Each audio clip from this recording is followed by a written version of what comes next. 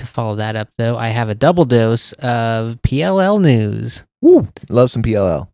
Because we did not get to cover action from last week, I can now report on week 6 of action, which was Throwback Week. But I haven't been around long enough to know the difference. Yeah, the PLL, like, it feels like with some of these newer leagues, I think the WNBA, the PLL, the PWHL, their design work is getting, like, I like most of the designs for the most part. They're very good. I would say the PLL in particular, like, I liked what the PWHL did for a league-wide thing, but we were kind of lucky to get the home and aways for everyone, and there were no, like, alternate jerseys or anything. PLL is cranking out, like, a theme week almost every other week here. Yeah, the lacrosse, that's just kind of like a lacrosse culture thing for the most part. It's also a little bit of an easier production, I imagine, as far as just format. A hockey sweater is a little bit more intensive. Yeah, I think that's true there. But anyway, so throwback week for week 6, and that was our Denver Outlaws against the Maryland Whipsnakes. And this one was a 13-6 win for the Outlaws. A 5-goal lead. Was basically a cushion they never had to look back from. Poured it on early and often. The for Tuaraton winner team is kind of clicking on all cylinders nowadays, and that's kind of all anyone can talk about with the Outlaws. It was not quite so easy for them in week 7, though, which was Indigenous Heritage Week in the PLL. All those jerseys were very, very cool. My favorite was the Denver Outlaws because I do like me a good buffalo. See, I was not as big a fan of the buffalo design for the Outlaws, but yes, all 8 teams got themselves a unique Indigenous artwork-inspired stylized logo and colorway. There were some good ones. There were some weaker ones. Zach and I disagree on which those were. Yeah. But you can check them out for yourself, dear listener, and tell us what your favorite of Indigenous Heritage Week was. I'm a pretty big fan of the Boston Cannons ones. The Cannons were good. I think we both agreed Water Dogs was pretty solid. I like the Water Dogs. I like most of the animal ones. The ones that were just like fire and stuff, they just don't. I like animals. Yeah, that checks out. I'm an animal guy, so. Fair enough. But that week 7 matchup was our Outlaws versus those Boston Cannons. And in a similar fashion, the Outlaws got out to a quick 4-0 lead, maintained that into a 6-2 lead. And then the Cannons kind of made some adjustments. They play a gritty style of lacrosse out there in Boston, if you'd believe it. And we're a little bit more concerned with maybe overplaying the body in the first portion of the game there. They settled down a little bit, still kind of kept things gritty around the crease area, around the goal, but basically stayed with the Outlaws through the rest of the game. This ended up being the highest scoring affair of the season so far. The final was 18-17. Good guys, the Outlaws on a 5-game winning streak ever since putting in rookie Ryan McNaney in goal. The Outlaws, like I said, the culture of what used to be the Outlaws, and I know we had the sort of hiatus and now they're back again, has always been fairly good.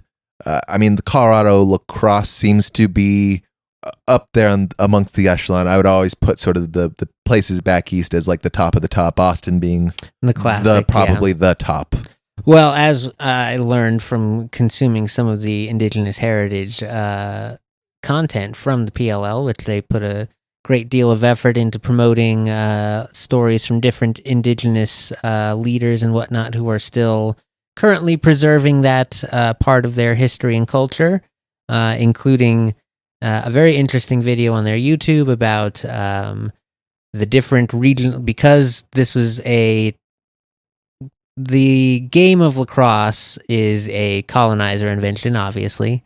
Of those original stick and ball games that the indigenous tribes played, and each tribe obviously would have their own sort of variation or like unique rules to it. So there's like some that use two sticks that are a little smaller and have much smaller nets on the end, and then there's a whole different tradition of like the people who make the sticks and all that and taking care of it. So very interesting stuff. But how that all originated from the sort of middle of Canada and north of America, like geographically, and sort of just spread southward through the U.S. Into like the East Coast area. So historically, like, yeah, it's a little bit more grounded out there, but I think, yeah, it has taken off quite well out here in Western territory. Yeah. Also, apparently, if we're talking about the indigenous, while we're on the indigenous, they're the reason we have the closest to ball rule. It comes from the original sport that lacrosse is made off of, which is why we see people diving like madmen towards the towards the ball to see who can get the closest before it goes out. Yes. Very, very interesting to learn, yeah, the history of the game and its use as more of like a cultural ceremony versus, say, a competitive like league situation that we see it in now. But yeah, very good stuff. And glad to see that the league is, keeping that cultural aspect of the game in the forefront and celebrating that. And that is the report out of the PLL this week. The Outlaws are the number 1 team in the league at 5-2. And we only have what? This is week 7. I think there's 3 more regular season weeks left, and then it's playoff time. Do they? No buys, right? Because there's so not as many teams. No, I think it's probably a similar. I'm not sure if it's going to be. Yeah, because it's only 8. I think it's only going to be the 4 that make it, and then no buys. You're just going to have to duke it out for the finals. Excited. I would be. Is this our first inaugural season of this PLL coming in here? This is the second. Yeah, they picked up. I think technically started after like in 2021, but didn't get like a full season until 22. Do we know who the past sort of reigning champion is? Let's take a look here real quick. The 2024 PLL championship went to the Utah Archers. Boo Utah. Yeah, they have been in a little bit of a. I think they got a win this week, but kind of 500-ish right now. So again, the Outlaws sitting pretty in the West at least currently. New York is still looking very strong out on the eastern side of the bracket, so we'll have to take out. I don't remember if we already played New York in week 1 or if they're still on the docket. So. We will see. We are still also waiting in these last 3 weeks of the regular season. One of those weeks will be here in Denver, so you'll have that to look forward to. That's actually, where are they going to be playing at here? Do you know?